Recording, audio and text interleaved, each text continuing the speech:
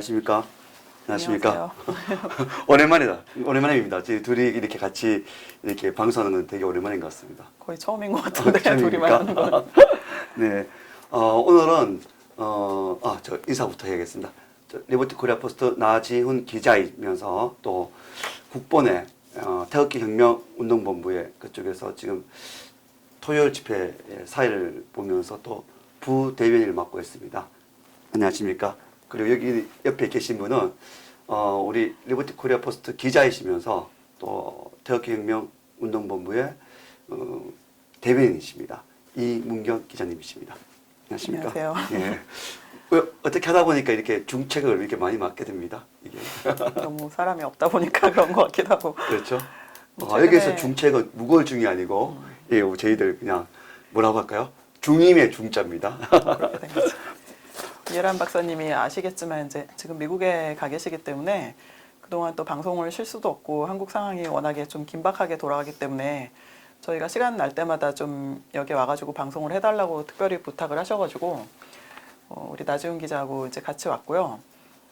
조금 지금 급한 게 27일 날 저기 대한문 그 덕수궁 대한문 앞에서 여기 이제 화면에 네. 나오지만 문재인 정권 퇴진 국민 총궐기대회가 있는데 이제 그거 잠깐 말씀드리려고 나왔어요. 네. 지금 이날 지금 우리가 27일 날 정확하게 오후 1시입니다. 덕수궁 대한문 앞이고요. 걸을 수 있는 사람은 다 나오세요. 대한민국 수호 결의, 김정은 체포 결의, 대한민국 이적 세력 체포 결의 이렇게 되어 있는데요. 어떻습니까? 보시기에 지금 많은 분들이 나올 것 같아요. 어떻습니까? 일단 저희가 뭐 태극기 집회가 벌써 지금 횟수로 3년째 접어들다 보니까 많은 사람들이 그동안 참여를 했었고 또 그냥 일상을 거의 뭐 팽개치다시피 하면서 나와가지고서는 뭐 비용도 많이 들어가고 국본도 그렇고 굉장히 다들 어려우신데 그래도 이제 신문 광고를 2번이나 낼 정도로 이제 모금을 해가지고서는 또 여러 단체들하고 이제 협의를 해가지고 진행을 하고 있는데 2가지 정도 이유가 좀 있다고 생각해요. 그러니까 첫째는 이날이 2018년 10월 27일이 그 촛불 집회, 그러니까 나라를 이렇게 지금 나락으로 빠뜨리고 있는 남한까지 적화시키고 있는 이 촛불혁명 정권이 들어선 촛불 집회 2주년이에요. 그날이. 2주년이라서 그날 저녁 5시에 광화문에서 그 팀들도 모인다고들 하는데 이제 뭐 이제 자기들 세정됐으니까 이제 만판으로 하겠죠. 근데 저희 태극기가 뭐 절대 가만히 있을 수가 없고 그다음에 특히 이제 9월 19일 날 4.27 남북 공동 성명도 잘못됐지만 결정적으로 9월 19일 날 이제 문재인 씨가 올라가 가지고서는 합의하고 온 그 내용들 있잖아요. 이제 저기 이제 여기 나와 있지만 문재인 여적죄 고발 국민운동본부가 출범할 정도로 아주 그냥 대통령이 대놓고 여적죄를 했다고밖에 볼 수 없는 국가 반역 행위를 했기 때문에 11월 1일 바로 그 다음 주에 있는 11월 1일부터 대한민국 저 영토를 갖다가 법적으로는 수호할 수가 없게 돼 있어요. 굉장히 지금 심각한 안보적으로 아주 보통 심각한 상황이 아니고 근데 이 부분에 대해서 제대로 방송 뭐 조금은 나가고 있지만 잘 모르시는 국민들이 많기 때문에 지금 이제 문재인 정권 이대로 내비뒀다가는 거의 지금 어떤 사태가 한반도에 초래될지 모른다. 그리고 미국 쪽 움직임도 좀 굉장히 좀 위험한 흐름이 감지되고 그래서 이제 국민들이 우리가 살기 위해서라도 나와서 총 걸기를 해야 된다. 그리고 경제도 굉장히 어렵고 영토를 포기하고 있고 국군 무장 해제를 시키고 있잖아요. 유엔 사령관 뭐 새로 부임 오시고 이런 분들이 너희들 권한 아니다라고 하는데 이른바 남북 관계를 중시한다는 그 NL 주사파 인간들이 너무 앞장서서 나가기 때문에 여기에 대해서 저희가 저항 의지를 분명하게 하자면 안 된다 이런 게 있는데 이 광고에 또 조금 빠진 부분도 있는 것 같아서 저희가 전부 다 나와서 이제 이 좀 태극기를 가지고 문재인 정권의 잘못돼 나가는 방향에 대해서 얘기를 해야 되지만 이 정권이 들어서서 이런 사태가 초래된 원인이 뭐 잘 아시겠지만 박근혜 대통령이 이제 현역 대통령이 이제 깜빵에 가고 또 촛불 집회 지금 바로 2주년 되는 그 촛불 집회 통해 가지고서는 이렇게 된 건데 박 대통령이 그때 썼던 어떤 누명들, 그 조선일보, 중앙일보, 동아일보, 뭐 KBS, MBC, 뭐 SBS, 모든 또 네이버, 포털, 뭐 다음 이런 이루 말로 할 수 없이 그 쏟아부어졌던 모든 말도 안 되는 상황이 있었거든요. 그게 지금 재판 거의 뭐 저 1년 반 넘게 구금돼 계신데 제대로 사실로 들어가는 게 거의 하나도 없거든요. 현역 대통령을 갖다가 누명을 씌워가지고 깜빵에 가둔 이건 사상 초유의 그 있을 수 없는 일이 일어난 거고. 거의 그 저 드레피스 사건이나 마찬가지 그거보다 더 심한 거예요. 근데 그 문제에 대해서 이제 여기 광고 문안이 뭐 급해서 안 나간 것 같은데 저희가 그래서 또 태극기 집회를 이어나가는 거고 그 청렴하신 분 그렇죠. 뒤집어 씌우고 있는 그래서 박근혜 대통령에 대해서 이제 하루빨리 구속 돼 계신데 건강도 안 좋으신 분이 지금 빨리 박근혜 대통령에 대해서 당장 석방을 해야 된다. 그 부분에 대해서도 우리가 분명하게 목소리를 내야 되고 물론 계속 내고 있죠. 국뽕 같은 경우도. 그리고 여기 문제가 복잡해진 원인이 이른바 그 자유한국당 그때는 새누리당이었는데 그 사람들이 가담해가지고서는 어떻게 보면 탄핵 뭐 이렇게 한 그게 있거든요. 김무성 씨, 뭐 유승민 씨, 뭐 하태경 씨 이런 분들이 전부 다 이렇게 좀 박 대통령 무능하다 뭐 여러 가지 누명을 뒤집어 씌우고 탄핵으로 몰고 가고 여러 가지 한 부분이 있는데 그런 부분에 대해서도 책임지실 거를 분명히 책임을 좀 지셔야죠. 그 뭉개고 넘어가면 안 된다고 생각해요. 그래서 정권이 지금 이 정권하고 싸우기도 힘든데 그렇게 기회주의적인 어떤 그 입장을 보이면서 박근혜 대통령도 갖다 버리겠다. 뭐 어쨌든 뭐 공과 논란이 많이 있다고 해도 또 이명박 대통령도 갖다 버리겠다. 전부 다 갖다 버리겠다 그러면서 문재인 정권만 타도하겠다. 뭐 퇴진하라고 나오라 그러면 그 얼마나 지금 납득이 가겠습니까? 그래서 그 문제에 대한 입장을 분명하게 해야 되고 그 세 가지 원칙을 우리가 세우기로 했잖아요. 국본에서. 원칙이 있습니다. 이게 네. 이제 이 세 가지 원칙은 뭐 일반인들은 크게 뭐 적용이 되지 않겠지만 말씀하신 대로 자유한국당이나 그 특히 정치인들에게 이 부분을 꼭 한번 얘기를 하고 싶고 아마 이 부분에 대한 사인이 없으면 연단에 오르기가 힘들다라는 얘기도 있습니다.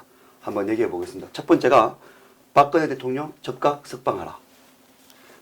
또 다른 두 번째가 박근혜 대통령에 대한 공정 재판을 하라. 세 번째가 박근혜 대통령 명예회복을 하라. 이겁니다. 그러니까 정말 중요한 것 같아요. 이제 말씀하셨는데요. 저희들이 지금 앞전에 일본에서 통일일보에서 기사가 나갔습니다.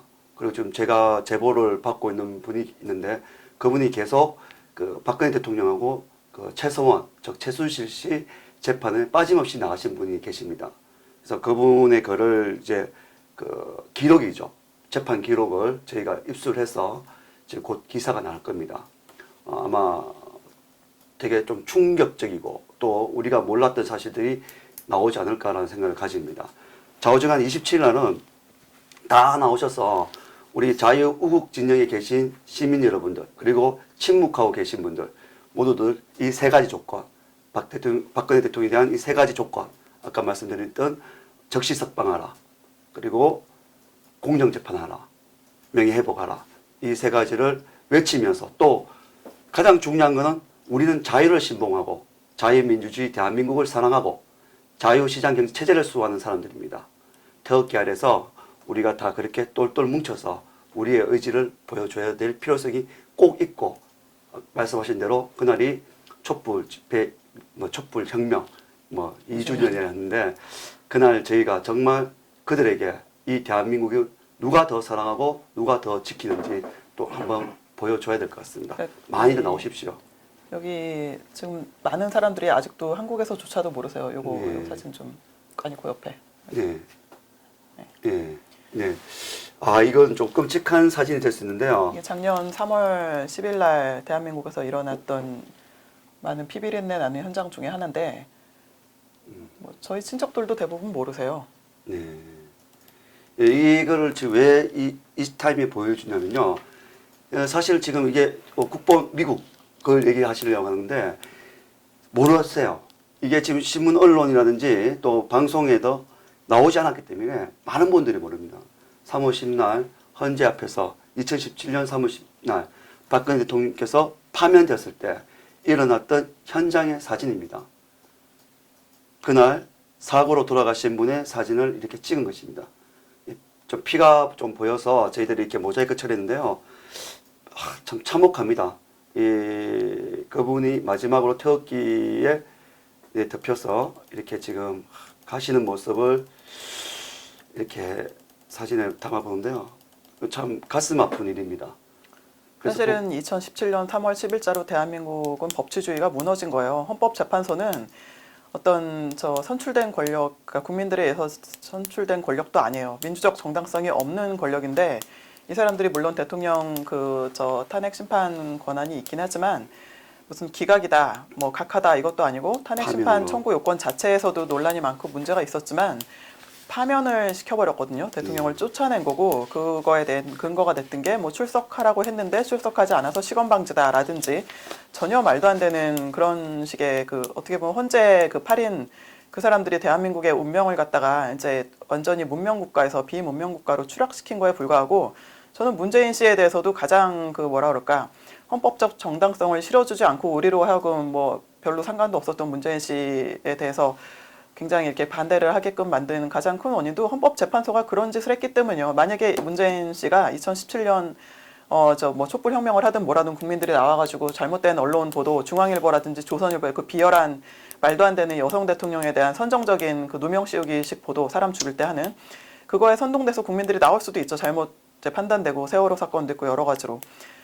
라고 할지라도 대한민국 헌법 84조에 대통령이 이제 탄핵이 되면은 뭐 좌파 우파 그런 걸 떠나가지고 굉장히 국민들한테 미치는 영향이나 대외 신인도나 문제가 많아요. 그래서 대통령 같은 경우는 뭐 내란죄나 외환죄를 저지른 경우가 아니면은 함부로 형사소추나 탄핵소추도 못하게 될 정도로 헌법에 규정이 있는데 그거를 헌법재판소가 무시하고 소문만 듣고서는 아 저 여자 저거 안 되는 것 같아 헌법재판소에 출석하라고 했는데 서면으로 답장도 보내고 그 전에 충분히 했는데 재수 없어.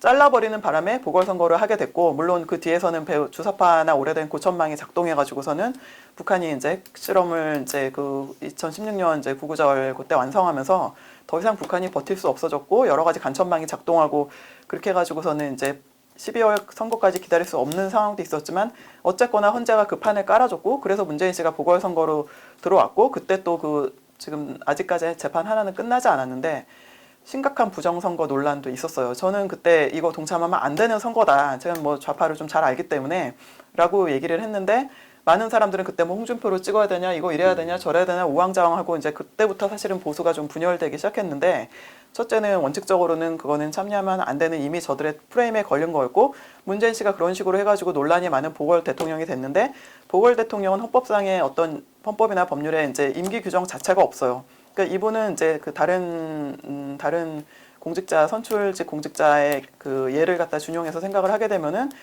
2000 이제 자녀 임기, 그러니까 전임자의 자녀 임기까지만 하고 그만둬도 되는 거고 그때부터 새로 시작해도 되는 거고 그건 헌법학계에서 이제 다툴 어떤 상황이기 때문에 엄밀히 얘기하면 2018년 2월 25일 그 24시부로 끝났다라고도 충분히 주장을 할 수가 있는 거고 야당이 돼버린 하루아침에 그 집권당에서 야당으로 추락해버린 그 존재할 가치가 없는 그 자유한국당 그쪽에서 강력하게 법사위가 됐든 누가 됐든 문제 제기를 해주셔야 되는데 그거 안 하고 그러면 야당으로서 편안하게 그냥 박근혜도 버리고 이명박도 버리고 뭐 남재준도 버리고 김기춘도 버리고 알게 뭐야 지금 이런 식으로 가니까 국민들이 화가 나가지고 싸우고 있는 건데 그런 문제가 있어서 문재인 씨는 지금 어떤 그 법적 정당성이 사실은 없다고도 볼 수 있는 상태예요. 그런 상황인데 지금 하는 짓들 보면은 여적죄도 저지르고 있다고 지금 현직 변호사가 고발 그 도태우 씨인가 그분이 네. 고발하고 이럴 정도로 또 국민들이 다 동참을 하고 미국에서도 계속 지금 파열음이 나오고 있거든요.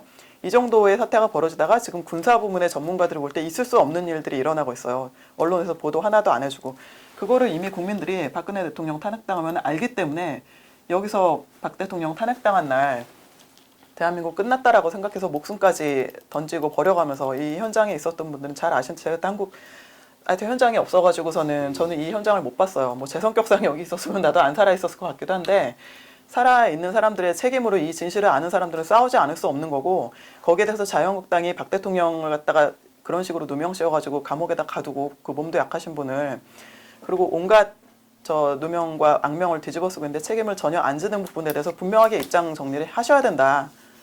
그거 안 되게 되면은 어떤 식으로도 지금 보수 국민들 지금 완전히 냉담하게 돌아서 있는 국민들 마음을 되돌릴 수 없는 거고 저는 애국당 집회는 안 가요. 저는 정당이나 정치인하고 얽히는 것 자체가 너무 싫기 때문에 그 대한문 쪽이라든지 뭐 1인 시위라든지 뭐 해외라든지 왔다 갔다 하고 그러는 편인데 애국당 집회 쪽에 이제 사람들이 사실 많이 가는 게 사실이잖아요. 거기 가는 이유는 다른 거 없어요. 자유한국당에 대한 분노예요. 맞습니다. 도저히 참을 수가 없는 거예요. 어떻게 인간의 탈을 쓰고 국회의원 배지를 달고 우리 같은 국민들 평범하게 일상을 살고 직장을 다니고 돈을 벌고 이렇게 해서 부모님도 보양하고 자식들도 키워야 되고 이랬던 사람들이 뭐 이 친구도 마찬가지고 저도 그렇고 저희 뭐 집까지 다 팔아가면서 진짜 나와가지고 싸우고 그러고 있는데 국회의원식 되시는 분들이 우리 세비를 받아서 하는 당신들은 우리의 탓을 엄밀하게 하면 국민의 종이에요.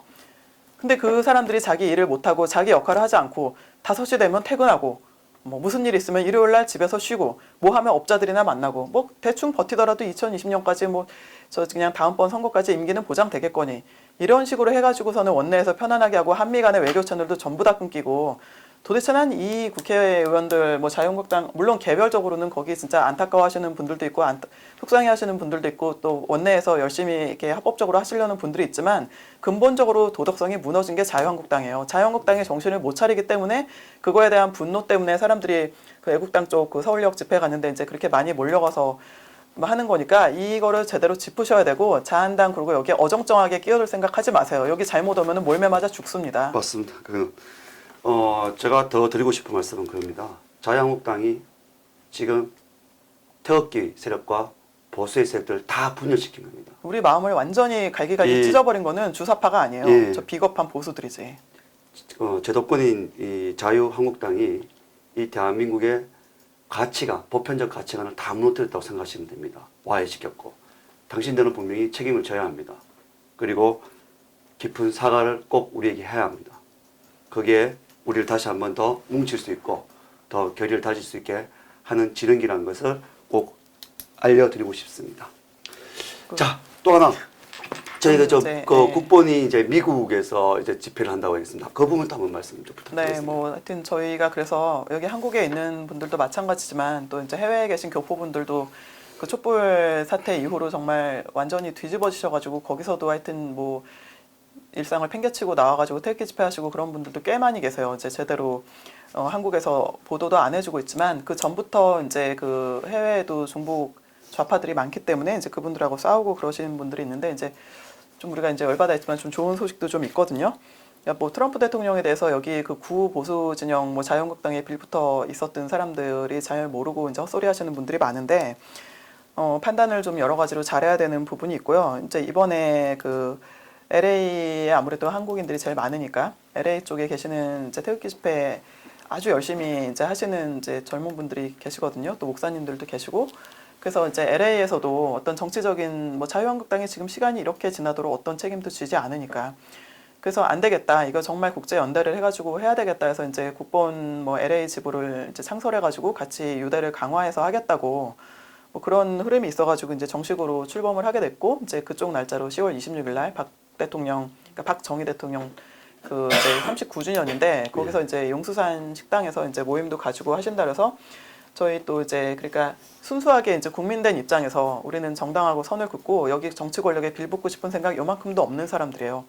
그 입장으로 같이 맞춰서 하면서 미국 의회가 됐든 또 미국 그 어드미니스트레이션이 됐든 어떤 언론이 됐든 이제 그 현지에서 또 하실 수 있는 일이 있고 영사관하고 싸울 수 있는 부분이 있기 때문에 그게 이제 정식으로 출범하게 됐다는 좋은 소식이 있는데 거기 같이 관여하시는 분들이 이번에 그 트럼프 대통령한테 어떤 이제 금메달, 그러니까 금배지, 애국 훈장하고 많이 받으셨고요. 저 LA하고 뭐 뉴저지, 뉴욕 이런 데도 좌파들 사실 많이 있거든요. 종북들.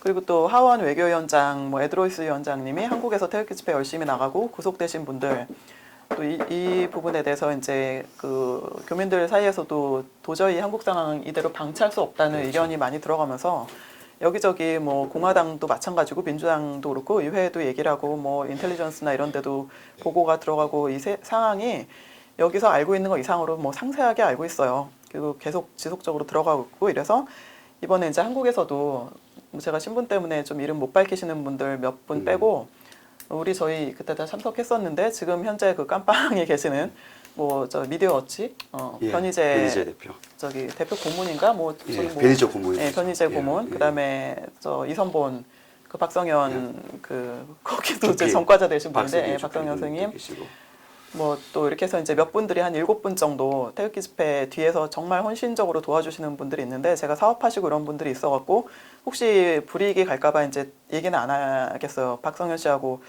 저기 변희재 대표 같은 경우는 어차피 이제 깜빵도 갔다고 다 드러나는 분들이니까 그러는데 누가 여기서 열심히 맹렬하게 싸우는 분들인지 알고 있고 이분들이 정확하게 태극기 집회하고 포지션을 같이 하고 있는 분들이에요. 어떤 정치 권력에 희생하지 않는 분들이고 뭐 논란이 여러 가지로 있지만 우리가 그런 논란까지 여기서 얘기할 필요는 없고 또 미국에 계신 분들도 마찬가지인데 트럼프 대통령 이제 표창장이나 상이나 어떤 그런 거는 여기 코리안으로 돼 있는 국적이 한국인이신 분들은 못 받아요. 그건 이제 국적자가 미국 국적자 이신 분들은 모르겠는데 이제 거기서 똑같은 활동을 하고 계시는 분들 태극기 집회 열심히 나가고 또 종북 척결 활동을 해주시고 거기도 뭐 사기꾼도 많지만 그렇지 않은 분들이 더 많고 그런 분들한테는 그 상을 이제 같이 좀 수여가 됐고 그래서 그런 거를 보면은 정말 트럼프 대통령이 어느 쪽에 서 있는지 그리고 지금 2차 북미 정상회담도 아니 뭐 나중에 하지 뭐 내년에 하지 뭐 아니 비핵화 다 조치 있고 하지 뭐 이런 식으로 슬슬슬 미루고 있고 유엔에서 어제 유엔 70주년 창립 행사를 했거든요. 그래서 그 북한인권위원회 그 스칼라도 사무총장 뭐 저희 한국에 왔을 때 뭐 계속 지속적으로 만나고 연락 계속 하고 있는데 이제 그런 분들이라든지 한국에서 또 열심히 이제 크리스찬이티 뭐 운동을 하고 계신 분들 또 북한인권 활동하시는 분들 어제 이제 다 큰 행사를 좀 가졌고요.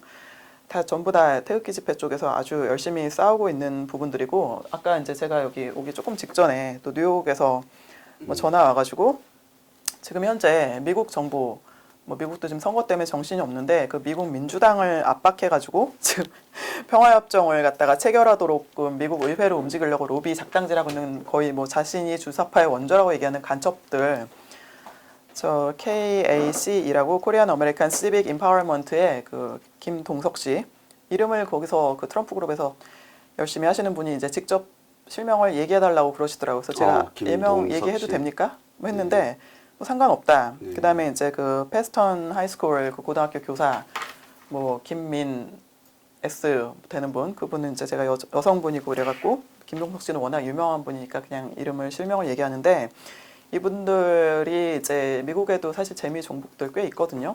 정권이 바뀌고 나가지고서는 뭐 별짓을 다 하고 있어요.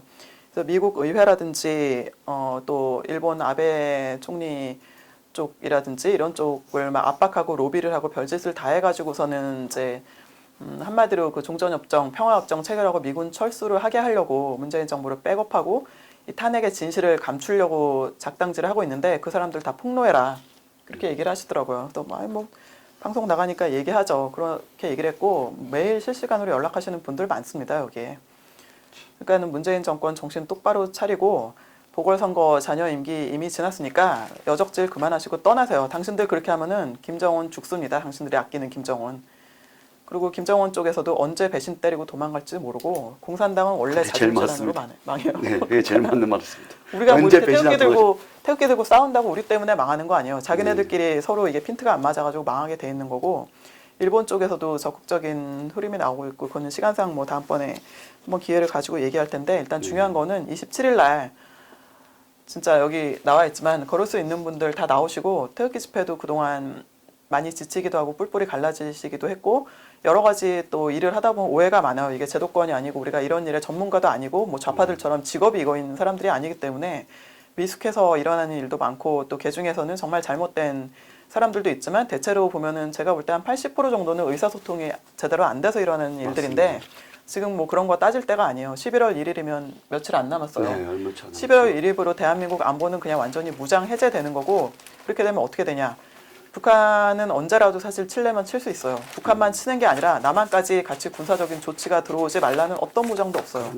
지금 협박하는 게 아니라 사실이 얼마 제약이 그렇습니다. 들어옵니까 지금? 누가 대한민국을 믿겠습니까 지금? 네, 일본에서 우리 일본에 가려고 그러면 일본 입국할 때 우리를 거의 적성국가 국민이 들어오는 거 취급할 정도로 보안이 강화가 됐어요. 대한민국에 지금 해외에서의 지위라는 거는 완전히 지금 사회주의 국가로 보고 있어요. 남한을 갖다가. 네, 맞아요. 이번에 그 아싸엠 거기서 문재인 씨 뭐 A4 보고선 정리하다가 안 갔다 그러는데 그것도 그러고 저는 안 믿어요. 거기 사진 찍은 것도 이상하지만 주사파 거기서 뭐 했어? 그 FFVD 그게 아니라 더 강력하게 CVID. 그 아싸엠 아시아 그 유럽 지도자들이 모여서 그 저기 컨트로버스한 이 리버서블 하여튼 북한 저 비핵화 완벽하게 그거 해야 된다. 그다음에 북한 인권 그 결의를 했잖아요. 네, 그 결의안이 현장에 주사파나 주사파의 조정을 받거나 종북인 사람 지도자들은 못 갑니다. 거기에 문재인 씨가 거기 가가지고 그 사람들하고 같이 서가지고서는 사진 찍고 이렇게 하게 되면은 나도 저기 북한 인권 아니 그 북한 핵을 비핵화라는 압박을 하고 북한 인권을 갖다 개선하라는 압박을 하는 그런 사인으로 비출 수가 있기 때문에 가고 싶어도 못 갈 거예요. 그 사람이.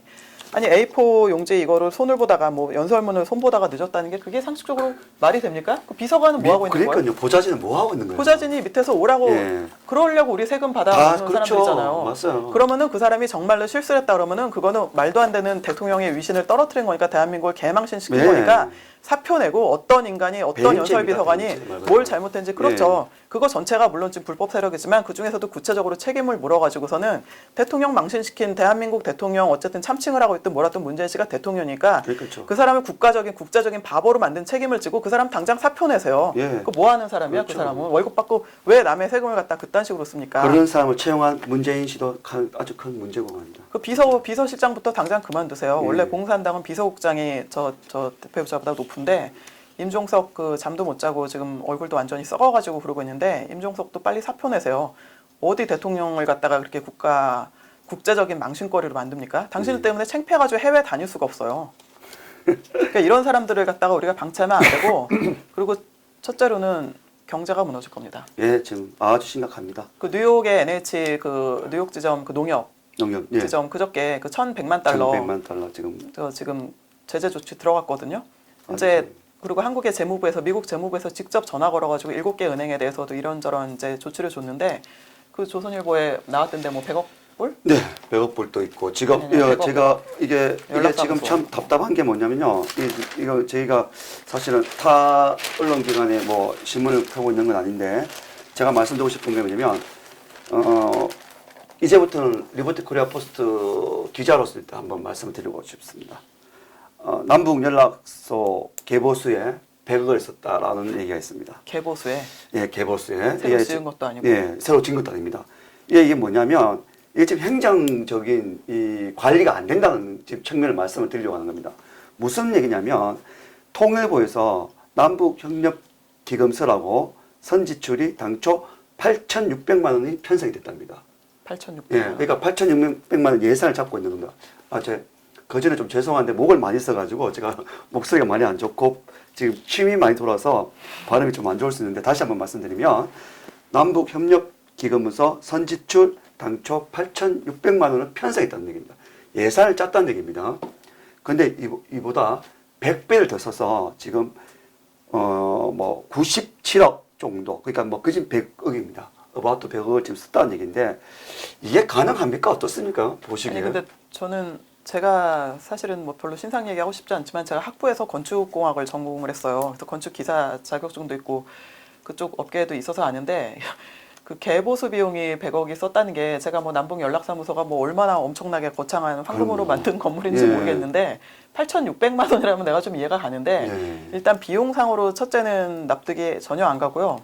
그다음에 남북 저 연락사무소 저거 개설 멋대로 이렇게 그거 자체부터가 문제가 있어서 저희 그때 파주에 가서 막 싸웠잖아요. 네, 그렇습니다. 이거 미국에서 반대했거든요. 유엔이나 이런 데서 함부로 이러고 재개하지 말라고 예. 협의해가지고서는 진행을 해라. 그랬는데 여기 문재인 정부가 이제 무단으로 이렇게 가가지고 하는 건데 돈이 그런 식으로 들어간다는 거는 지금 여기 세컨더리 보이콧 정면으로 거의 위반하는 걸로 측정될 수가 있고 개보수하는데 그렇게 돈 안 들어요.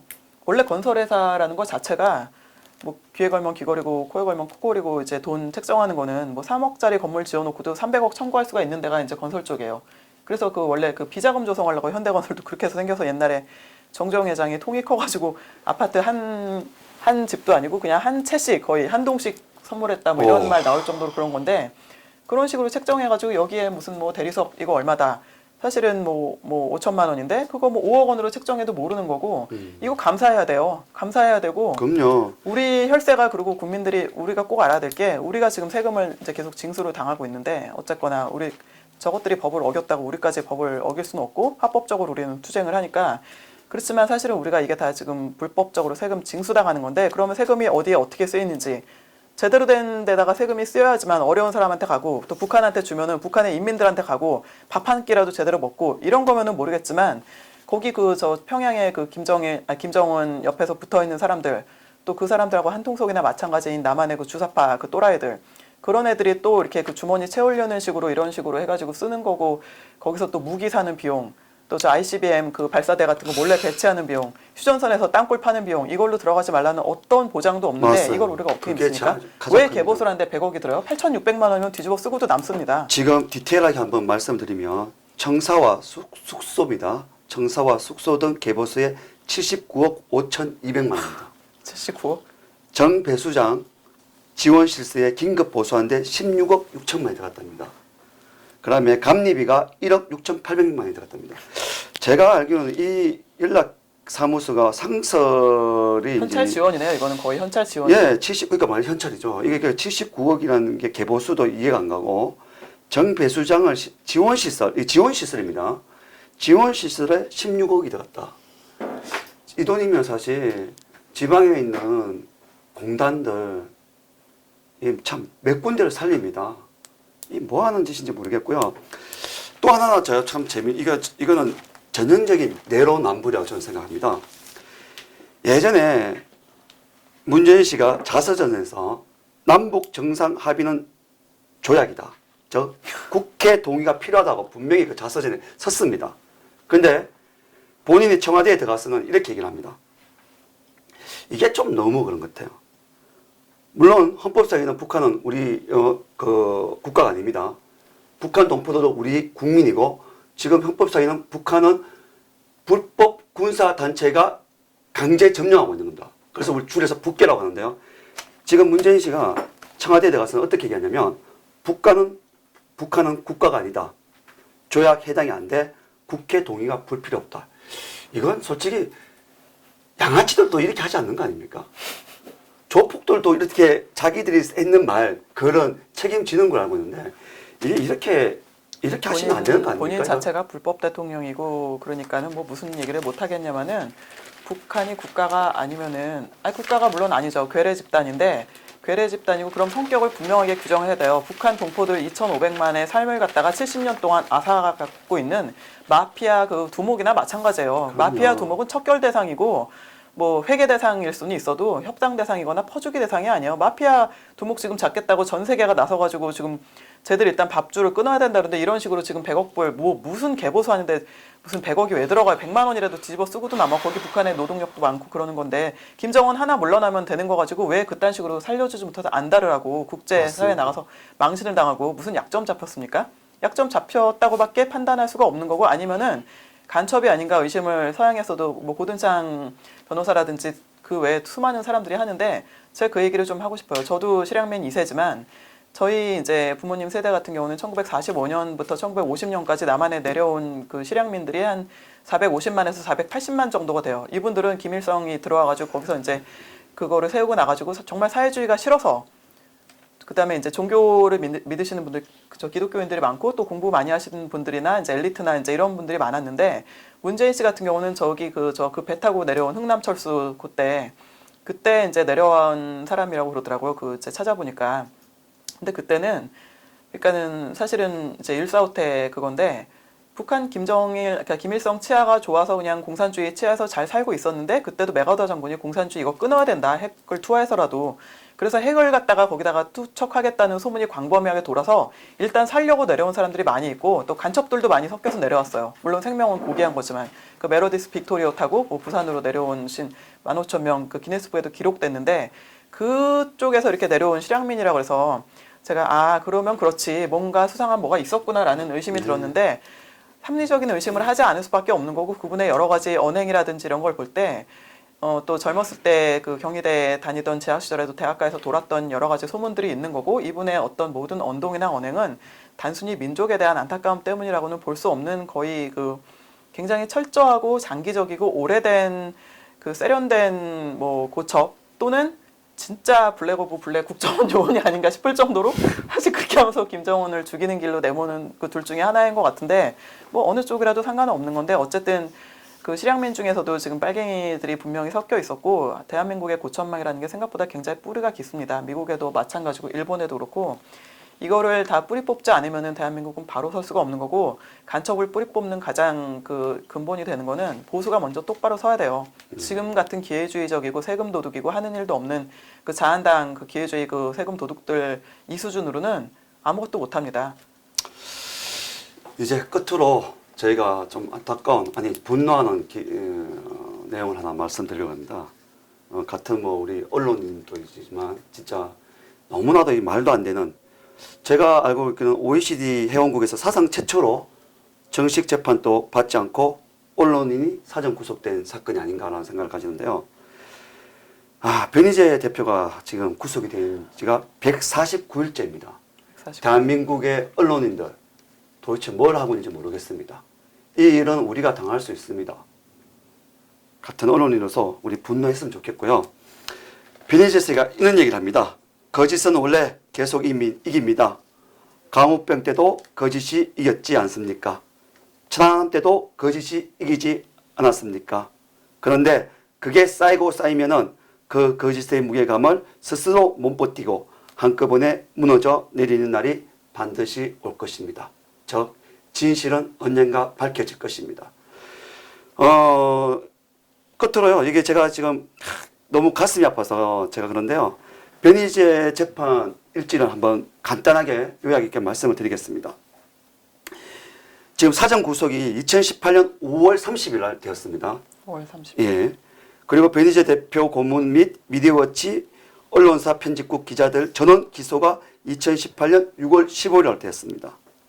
그리고 태블릿에 대한 감정 절차조차 없었던 정호성, 박근혜 재판의 판결물들을 이번 변희재 재판에도 증거로 강제 채택을 한 게 그것이 2018년 8월 27일입니다. 검찰은 주된 피해자라는 손석희는 정인 채택도 않고 심지어 비공개 재판까지 요구했습니다. 이날이 2018년 9월 10일입니다. 법원은 핵심 증거인 태블릿 감정 진행 여부에 대해서 네 번째로 판단 보류를 내립니다. 이날이 2018년 10월 15일입니다. 피고인이 방어권 보장 차원에서 보석 허가 요청을 했지만 법원은 이조차도 기각을 했습니다. 2018년 10월 17일입니다. 여기서 참 이해가 안 되는 게요. 핵심 증거인 태블릿 감정 진행 여부에 대해서 네 번째로 판단 보류를 했다. 태블릿 PC 사실 뭐 움직이는 생물도 아니고 이게 진짜 너무 이해가 안 되고요. 어떻게 주장을 하냐면 태블릿 감정 카카오톡 복구는 반드시 이루어져야 한다고 지금 이 미디어워치 쪽과 변희재 대표의 변희재 고문 대표의 주장입니다. 2018년 10월 29일 9시 서울중앙지검에서 또 재판이 있습니다. 29일. 예, 다가오는 29일입니다. 다음 주 월요일이네요. 9시입니다. 네. 이날은 JTBC 태블릿 특별 취재팀장 이름 많이 들어봤을 겁니다. 손용석에 대한 정인 신문과 태블릿에 대한 정밀 감정 가부가 결정됩니다. 이제 정밀하게 검사를 할 건지 안 할 건지입니다. 당연히 정밀하게 검사해야 되지 않습니까? 언론인을 149일 동안 이렇게 구속을 시키는데 이 씨가 똑똑하잖아요. 그분이 공격력이 좋고 좀 치밀하고 옛날에 NLL 그때도 저 유시민 씨 말고 누구더라 그 진중권인가 이상하게 생긴 사람. NLL 그때 영토 포기한 거를 갖다가 그 생방송에서 실시간으로 그 좌파들이 원래 입만 발달하는데 그거를 무력화를 시킬 정도로 어떤 논리력이 좀 뛰어나신 분이고 뭐 100이 있으면 그 중에 한두 가지 정도는 팩트가 틀리거나 그런 게 있을 수도 있지만 이분은 이제 무기가 언어잖아요. 덩치가 크다고 주목해 들으시는 사람은 아닐 테고. 그리고 이제 언론인의 입을 막는다는 거는 우리한테 무기 들고 일어나라는 얘기밖에 안 되는 건데 변희재가 뭐가 무서운 게 있으니까 잡아다 가두고서는 지금 방어권 보장을 안 하는 건데 제일 중요한 거는 진실이에요. 보수의 가치는 저는 뭐 여러 가지가 있지만 정직과 진실이라고 생각해요. 그리고 그거는 우리라고 할지라도 예를 들어서 우리가 뭐 문재인의 부인이 김정숙 씨인데 최정숙이다. 뭐 문재인이 노무현 부인하고 바람났다. 이런 얘기 하면 안 되는 거예요. 예를 들면은. 그렇죠. 근데 틀릴 수도 있지, 오해할 수도 있지. 그러면은 그걸 갖다 충분히 따지고 보도를 통해 가지고선 사실관계를 밝히고 나라를 맞습니다. 갖다 이렇게 발칵 뒤집은 게 저 진짜 뭐 태산명동 서일필 그런 말도 있지만 저 태블릿 PC 때문이면은 그거에 대해서 제가 기억하는 건 그거거든요. 여러 사람 힘들게 하지 말고 태블릿 PC 감정에서 깔끔하게 끝내자. 이제 변희재라는 사람이 그렇게 얘기를 했으면 그거 하면 되는 거예요. 과학적으로 그렇죠. 하면 되는 건데 그 사람을 왜 입을 막아서 깜빵에다 가두는지 제 상식으로는 도저히 납득이 안 가고 또 미국에 있는 교포들도 이제 유튜브라든지 여러 가지 언론을 통해 가지고서는 그 변희재 씨 구속 소식을 듣고 나가지고 이건 뭐 도저히 말이 안 된다. 또 대통령만 해도 솔직히 아주 엄밀하게 얘기해서 정치인이고 하다 보니까 정치적인 부분도 들어갈 수 있지만 언론인까지 구속을 시키는 거면은 나만의 민주주의가 굉장히 후퇴했다는 거고 지금 유엔이라든지 이런 데 이제 북한 인권을 다루는 한국에서나 외면하고 모른 척하지 북한인권위원회라든지 백서도 있고 다 있는데 이제 남한 인권에 대한 별도 백서 그러니까 변희재 씨를 포함해서 구속되신 분들 또 그 사람들을 구속 결정을 한 검사들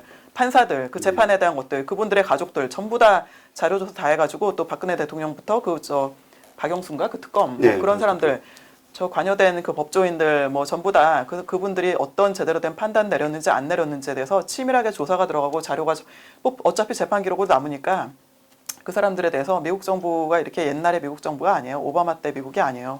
국토안보부라든지 거기 인텔리전스나 이런 데서 그 사람들 앞으로 이렇게 다 자료조사 끝나고 그러면은 미국에 함부로 입국도 할 수 없게 자녀들 유학도 막게 법치를 외면하는 그런 판사가 무슨 필요가 있습니까? 지금 재미 종북들 때문에 미국에서도 골치 굉장히 많이 아파요.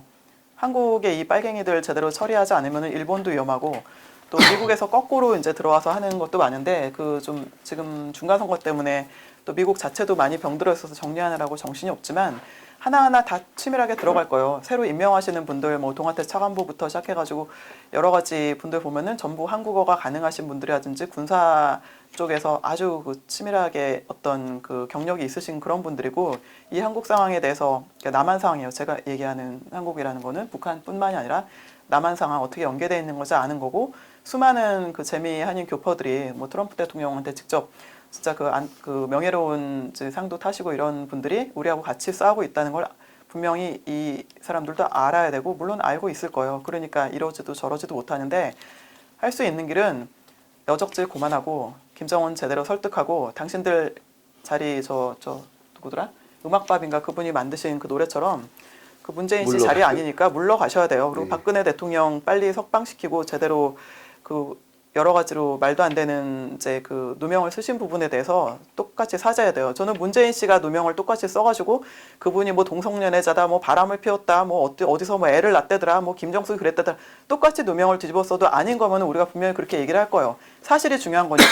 근데 더군다나 여자 대통령 처음으로 나오신 그런 분 또 얼굴에 칼까지 맞아가면서 그 쓰레기 같은 진짜 그 차떼기 해가지고 다 망해 있는 예전에 그 한나라당이었나? 네. 그렇게 돼가지고 국민들한테 이미 십몇 년 전에 버림받은 당이어서 그 한나라당이 차떼기 해가지고 몇백억씩 받아가지고 보수가 썩어가지고서는 좌파가 많아지는 거예요. 그거 갖다 살려내겠다고 천막당 사치고 빚 갚고 뭐 당사 팔고 진짜 저 부모님도 다 그렇게 일해준 분이 그렇게 까지 힘들게 해가지고서는 나라를 지키고 했는데 그런 분을 갖다가 이제 자기네가 필요가 없어졌겠죠. 자유한국당 의원들이 2016년에 총선을 통해서 됐으니까 2016년 말이 되면은 내년에 이제 대통령 선거하니까 저 여자 이제 더 이상 필요 없다 갖다 버린 건데 인간들이 그렇게 사시면 안 되는 거고 자유한국당 국회의원 남자 국회의원들 거기 뭐 지금 몇 명인지도 모르겠고 관심도 없는데 100 몇십 명이라도 그 사람들 저 100 몇십 명 전원 다 합쳐도 박근혜 대통령 치맛자락 하나만도 못하다는 거를 국민들 입장에서는 분명하게 아셔야 돼요. 그 문제 해결하지 않고서는 절대 자유한국당 지지 못 받습니다. 저희들부터 일단 표를 안 줄 거예요. 네. 당신들이 없으면 오히려 우리가 문재인이나 주사파 빨갱이 정권들하고 직접적으로 싸울 수가 있는데 당신들이 가로막고 있는 거라는 사실 똑바로 아시고 속죄하고 당신들도 배지 반납하고 세비도 다 반납하고 나와가지고 집 팔고 나와가지고 싸우시든지 나와서 최소한의 그 사죄라도 제대로 하시고 그렇게 하셔야 돼요. 그렇지 맞습니다. 않으면은 당신들 앞으로는 대한민국에서 살 길 없습니다. 그게 대한민국을 지키는 거고 다시 한번 세울 수 있는 길이라는 것을 똑똑히 아셨으면 좋겠습니다. 제가 좀 전에 변희재 대표 석방에 대한 그 내용에 대한 안내를 드리면서 정정할 것이 있습니다.